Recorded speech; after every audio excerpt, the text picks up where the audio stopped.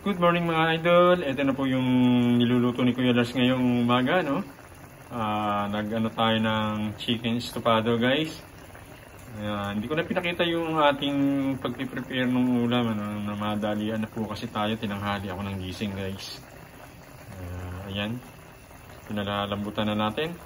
At siyempre meron po tayo rito piniritong saging saba. Ayan po yung ating nilagay sa ating chicken estofado. Malapit na maluto ito mga idol. At muli po, shoutout po sa inyong lahat mga masugid natin pinasubaybay dyan. Sa ating new followers, new subscribers, maraming salamat po sa support ang binibigay nyo kay Kuya Lars. At siyempre po doon sa ka-teammate natin si Lawrence at sa Mariani G, kila Cindy Girl. Ayan, shoutout sa inyo kila Daddy Yo.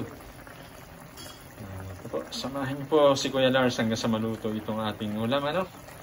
Pero si Ate Oats po, nakaupo na sa table, ayan, nag-aalmusal na. Hindi na naintay si Kuya Lars na makaluto rito.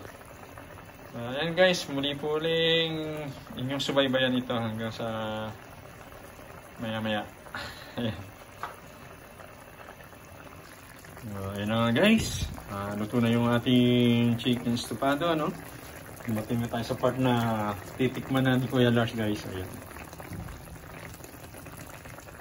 Hindi nyo na makikita yung pagtikim ko, guys, pero nakita nyo yung sandok, guys.